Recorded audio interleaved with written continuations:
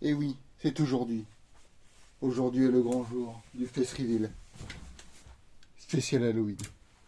À quoi vous attendiez aussi. Bon, on a un gros achat du mois d'octobre. Il n'y a pas vraiment de titre horrifique ni rien, je m'en bats les couilles. Et là, je suis en train de crever sous ce max de merde. Donc je vous propose de repasser en mode traditionnel et de commencer l'achat tout de suite. C'est parti. Allez, on se commence avec la mascotte de cette chaîne, je veux bien sûr parler, de Nagatoro, avec son petit recueil d'histoires courtes qui peut vous envoyer tout droit en zonzon. Les mecs du FBI, ils vous surveillent si vous achetez ça. J'ai regagné des points pour aller au paradis avec le tome 125 de Hippo. Ça, la masterclass absolue. Que dire de plus, hein, si vous ne lisez pas Hippo, vous ne serez pas un homme, hein, tout simplement. Fortnite of Apocalypse, le tome combien? Tome 6 déjà.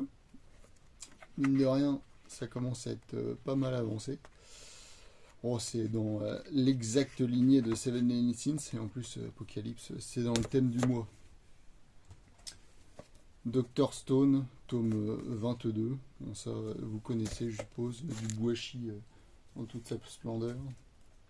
A Tale's Tale, l'histoire des trois petits cochons préférés. Élu meilleur seinen 2021 par lecteur de Manga News. Eh B. Si ça vous donne pas envie de le lire, je sais pas ce qu'il vous faut. Ranking of Kings, avec le plus gros beau gosse de l'histoire. C'est toujours notre petit Boji, ce petit prince sourd, ultra attachant dans sa quête pour devenir le plus grand roi de l'histoire. Excellente série chez Kiun, je pense qu'ils ont fait fort là-dessus. Nouvelle série de l'auteur de Tokyo Ghoul, Sui Ishida. Shujinix. Au départ, je pensais que c'était quand même une connotation un peu hentai. Bon, ça a l'air sympathique au trait. On verra ce que ça donne. J'ai pas du tout regardé de quoi ça parlait. On verra bien.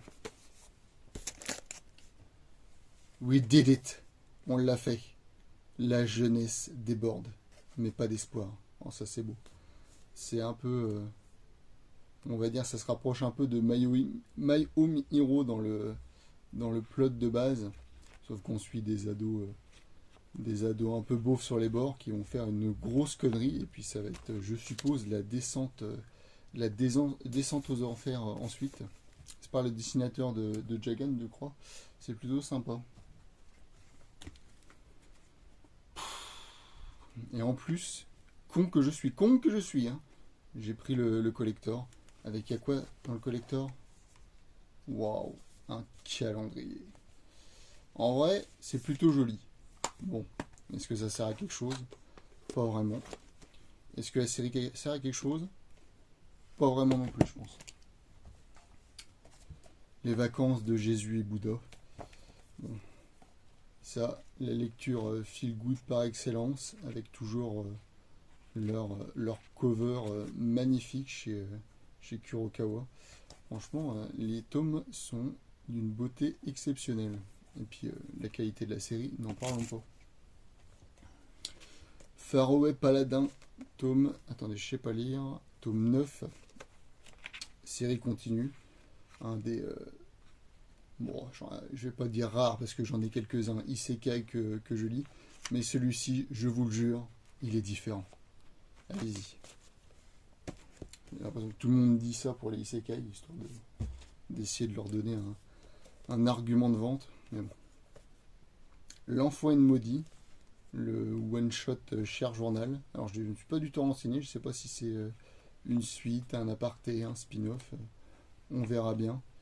Je me lirai ça sous peu. En tout cas, ça fait plaisir de retrouver cette série qui était d'une qualité rare chez Komiku. Olympia Kiklos chez Casterman. Dans ce tome-là, on était en plein dans le catch au début. C'est drôle à souhait. Une série que je recommande fortement. Et qu'est-ce que je recommande fortement aussi? C'est les sorties du Tsutomu Takahashi Gang. Bien sûr parler de Blue Heaven, Black Box, The Soul Keeper. Yeah, very good. I haven't read these two, but this one very good. Yes. Next, on a Kimi no Knife. Bon là, à niveau dessin, on downgrade un peu, si j'ose dire. Regardez-moi la tristesse infinie de cette cover. Et je vous parle pas de ce qu'il y a dedans. Bon, ça va. Le récit rattrapera un peu, si j'ose dire. Le bonbon quand ça sort. À chaque fois le soir, je me le fais direct. Quand Takagi me taquine, la petite lecture qui met du beau moqueur dans ce monde de fou. Ça fait plaisir. Du Golden Nut Shower but Kamui avec son tome 26, très belle cover d'ailleurs. Toujours une si bonne série. Vous pouvez y aller les yeux fermés, comme on dit, seuls les sacheurs sachent. Et pour finir le tas des petits tomes, nous avons Le Chef de Nobunaga, tome 31. La série qui doit ruiner Komiku parce qu'ils doivent continuer à sortir et qu'il y a 3 mecs en France qui l'achètent. Eh bien, je fais partie de ceux-là. Komiku for Life. On passe à la motherfucking Tower of the Dead. La tour de la mort des grands formats. Avec Une sacrée mamie, tome 5, 5e et dernier tome de la série. Ils sont vraiment allés à une vitesse folle dès le cours, pour une fois qu'ils font zizir là-dessus. Pour une série comme ça, j'ai l'impression qu'ils voulaient expédier ça vite. Puis vu le prix des tomes, ça va, on s'est fait plaisir chez Delcourt, on va dire. Un peu comme Crunchyroll. La petite amie de Minami, une petite amie qui s'est retrouvée, on ne sait comment, de la taille d'un mug à tout péter. Et on suit leur petite vie couple à tous les deux, donc Minami et elle, je sais plus comment ils s'appellent. C'est mignon tout plein, c'est chez Imo. Mon libraire, il en a commandé qu'un, il m'a dit tiens, regarde ça devrait te plaire. Et bah écoutez, moi je ne refuse aucune recommandation, vous savez. Le jour du typhon, Keigo Shinzo, je l'ai eu avec 1 mois de retard, j'avais le seum absolu. Et ben, j'avais tellement de seum que je ne l'ai pas encore lu. Mais ça, vous savez, ça va partir direct. Un petit soir, un petit verre de pinard, et hop. Ça a l'air un peu d'être comme Holiday Junction, excuse me. Plein de petits chapitres avec des histoires différentes à chaque fois. Et ben, burn que je suis, j'avais acheté le tome 3 le mois dernier, et ben je n'avais pas eu le tome 2. Voilà, des erreurs ont été faites, hein, qu'est-ce que je vous dis. Tel cours Tonkam.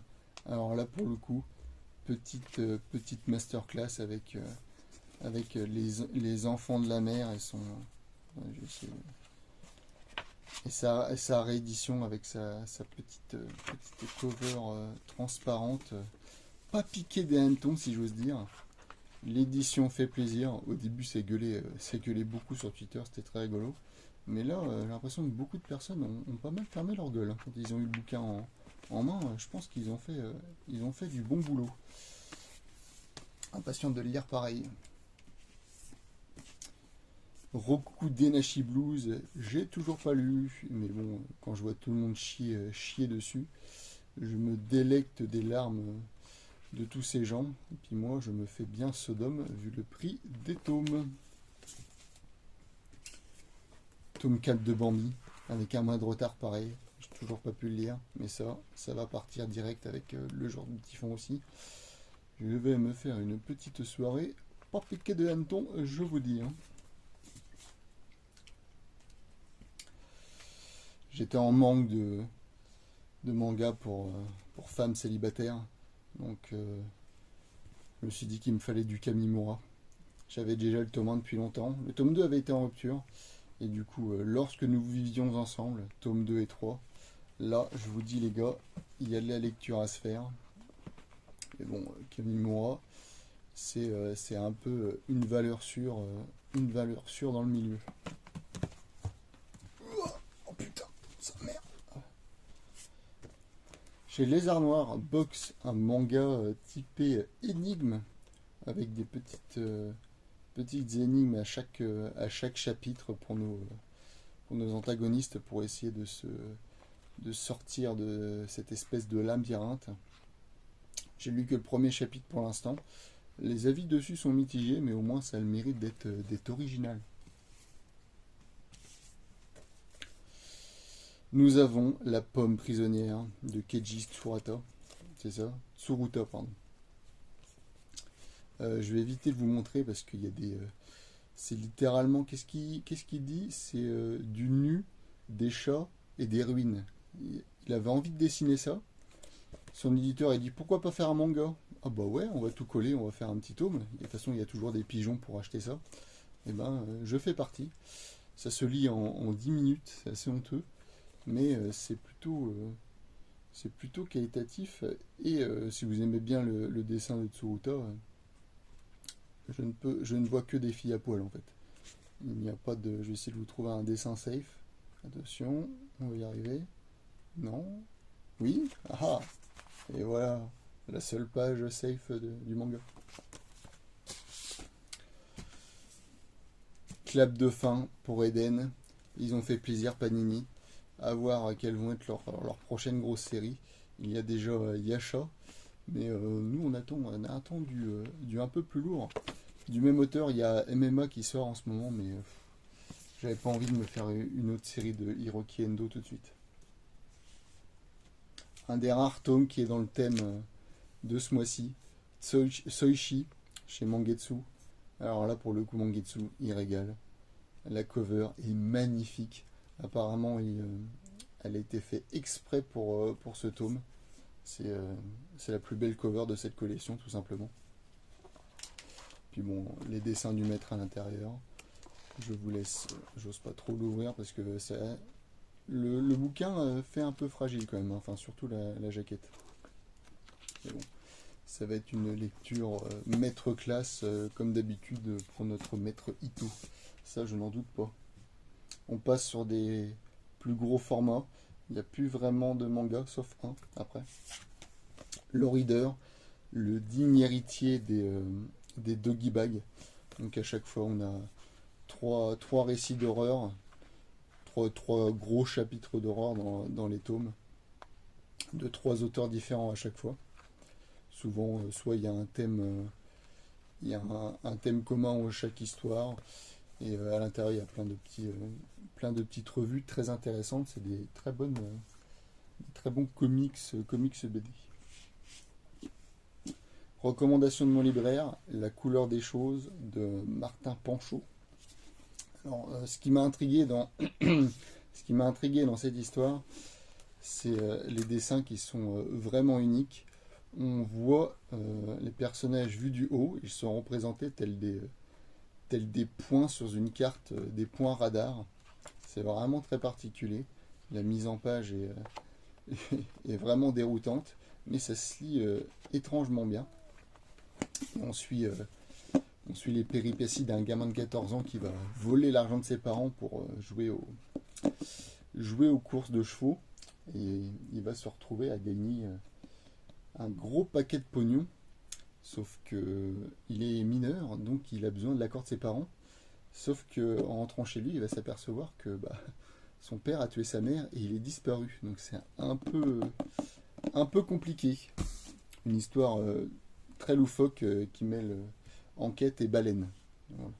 Je vous en dis pas plus. Le tome 10 de Saga.